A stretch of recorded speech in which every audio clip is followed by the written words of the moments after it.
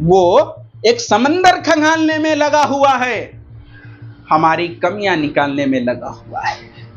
जिसकी अपनी लंगोट फटी हुई है वो हमारी पगड़ी उछालने में लगा हुआ है। मुसलमानों पर इसलिए आक्रामक है ये सरकार कि ये सच बोलती है। मुसलमानों पर इसलिए समाज को गलत दिशा दिखाती है कि ये हक के लिए एक यही समाज है जो मर तो सकता है मगर ना देश के बारे में और ना धर्म के बारे में अब शब्द बोल सकता है। यही बात इस सरकार को खटक रही है कि इतना कुछ इसके ऊपर हम करते हैं मगर मुसलमान टस से मस नहीं हो रहा है। एक प्रिंसिपल जो मुस्लिम था उसे फंसाने के लिए, उसे बर्बाद करने के लिए कुछ नफरतियों के द्वारा पानी के टैंकर में केमिकल मिला दिया गया ताकि वो पानी को बच्चे पिए और बीमार पड़ जाए और या तो कुछ हो जाए उसे और उसे प्रिंसिपल को जेल हो जाए। अच्छा, अगर वो मुसलमान को जेल हो भी जाता, वो फंस भी जाता, तो मैं नफरतियों तुमसे पूछना चाहता हूं कि तुम्हें क्या फायदा होता? तुम्हें क्या फायदा होता? तुम्हें फायदा कुछ भी नहीं होता, ना तुम्हारे सरकार को होता, उल्टा नुकसान तुम्हारा हुआ। मुसलमान न फंसा न बच्चे मरे लेकिन तुम जेल चले गए। इसी तरीके की कई घटना हैं जो मुसलमानों के साथ रातों दिनों होता है। कभी सरकार के द्वारा होता है, कभी पुलिस के द्वारा होता है, कभी आम लोगों के द्वारा होता है। लेकिन ये आम लोगों से मैं पूछना चाहता हूं कि ये सरकारें आई हैं, चली जाएगी, फिर क्या करोगे तुम? क्या फिर तुम जीना छोड़ दोगे? नहीं ना, फिर सरकार के पीछे चलना छोड़ दो। सरकारें अपने भलाई के लिए, अपने फायदे के लिए वो तुम्हें इस्तेमाल कर रही है, जिसमें न हमारे देश का फायदा है, सिर्फ नुकसान है।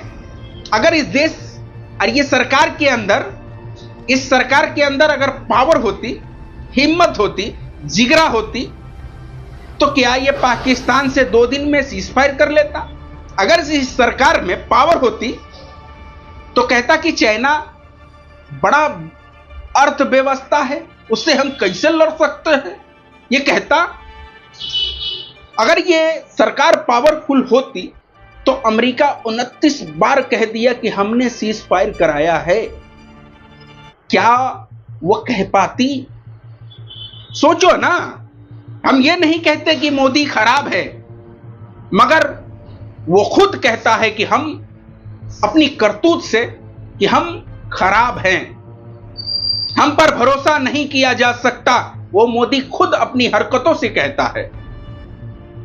जब वो खुद कह रहा है कि हम खराब हैं, तो तुम्हें क्या हुआ है? तुम उसे क्यों भगवान बनाने पर लगे हो? कोई लोग कहता है कि हम हाथ मिला लिए तो अब हाथ नहीं धोएंगे। मैं हाथ धोने वाली नहीं हूँ। हमसे क्या कहना चाहिए आप?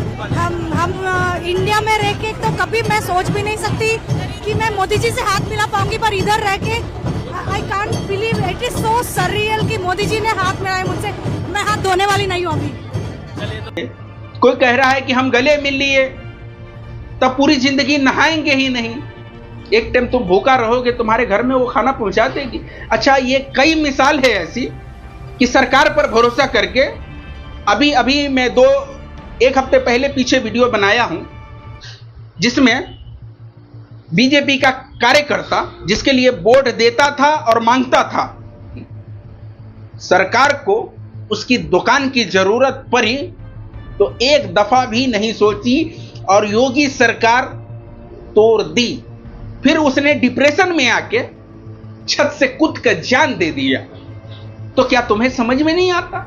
मतलब जब तक तुम पर नहीं आएगी तब तक तुम्हें समझ में नहीं आएगा। जब मुसलमानों पे बुलडोजर चलती है तो तुम्हें बड़ा खुशी होता है, बड़ा खुशी होता है। और जब यही चीज तुम्हारे साथ होती है तो तुम कलेजा पीटते हो, कलेजा। अभी वक्त है अभी सुधर जाओ। तुम मोहब्बत सरकार से नहीं देश से करो। जो देश के लिए अच्छा करेगा तुम उसके लिए अच्छा सोचो। तुम ये कहते हो कि मोदी ने अच्छा किया देश के लिए, क्या अच्छा किया? एक भाई को भाई से लड़वा दिया, ये अच्छा है?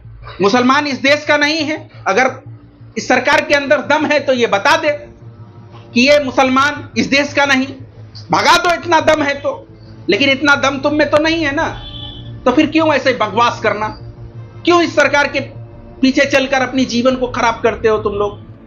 ये सरकार में इतनी जरूरत नहीं कि मुसलमान को कहते कि हिंदुस्तान में हम नहीं रहने देंगे, इसकी इतनी औकात नहीं है सरकार की। फिर तुम क्यों इसके पीछे चलते हो? क्यों अपनी जीवन को बर्बाद करते हो?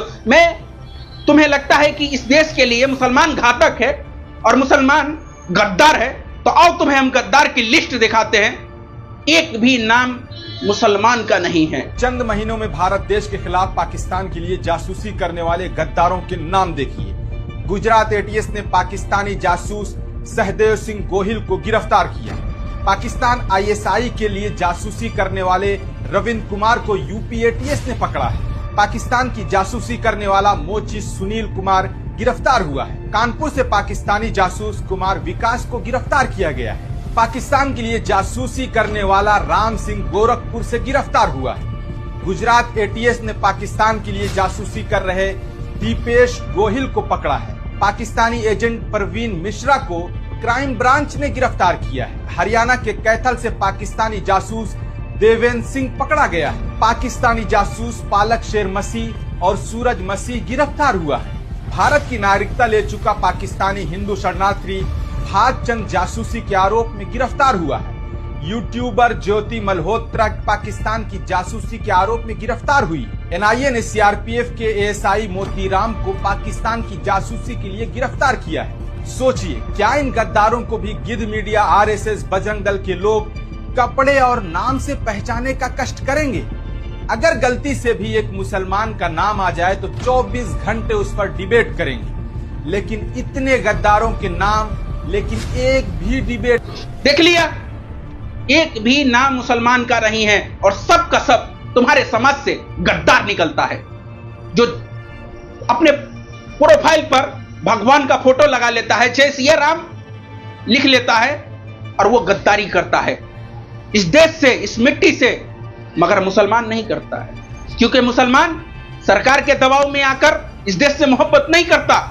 मुसलमान इस देश से मोहब्बत इसलिए करता है क्योंकि हमारे नबी ने बोला है, जो हमारा नबी कहते हैं मुसलमान उसे बाखूबी करता है, चाहे उसकी जान ही क्यों न चली जाए। समझे? तुम नफरतें करना बंद करो। तुम कहते हो कि ये विश्व गुरु बनाएगा मोदी। तुम्हें लगता है कि ये मोदी विश्व गुरु बना देगा इसको? तुम्हें लगता है सचमुच? जो सरकार के मुंह से एक बोली नहीं निकलती है ट्रंप के खिलाफ, वो सरकार से तुम उम्मीद करते हो कि ये विश्व गुरु बनाएगी? सचमुच? अरे ये चोर चट्टा सरकार है। अभी राहुल गांधी इसके ऊपर इल्जाम लगाया कि चुनाव आयोग के द्वारा वोट का चोरी किया है इसने, तब जाके 15 सीटें चुराई है, तब जाके इसकी सरकार बनी है। और तुम कहते हो कि ये 56 इंच वाला, भाई मेरे 56 इंच नहीं, 46 इंच भी नहीं, 36 इंच भी नहीं है। ये एक खोखला सरकार है, खोखला, जो सिर्फ नारे के दम पर चलती है। विवादित नारा होनी चाहिए। ऑपरेशन सिंदूर का देख लो ना, नाम कितना खूबसूरत था, ऑपरेशन सिंदूर। करनी कुछ भी नहीं। 5 फाइटर जहाज गिरवा लिया। एक फाइटर जहाज 200 करोड़ से ऊपर का है। एक राज्य, इंडिया का एक राज्य, अगर 5 फाइटर जहाज का पैसा इकट्ठा कर लो तो एक राज्य हिंदुस्तान का मुंबई हो जाए। मगर नुकसान करवा लिया, मगर अभी तक एक्सेप्ट नहीं किया, इसके अंदर इतनी जरूरत नहीं। और तुम इसके पीछे चलते हो और तुम इसे भगवान मानते हो और तुम इसे आइडियल मानते हो। शर्म करो। कल तक रवीश कुमार जिसको अनभक्त कहा था, वो अनभक्त जाहिल था, मगर आज के डेट में जो अनभक्ति पर उतरा है वो जाहिल नहीं है, वो ग्रेजुएट लोग है। पढ़ा लिखा, अच्छे अच्छे पोस्ट पर रहने वाला, काबिल, साइंटिस्ट, डॉक्टर, इंजीनियर, वो लोग मोदी, जाहिल मोदी के पीछे चल रहा है और वो उसे आइडियल कह रहा है। तुम्हें लगता है कि ऐसे लोगों को आइडियल बनाने से तुम तरक्की कर जाओगे और मुसलमानों से नफरत करके ये देश तरक्की कर जाएगा? कभी नहीं हो सकता ये।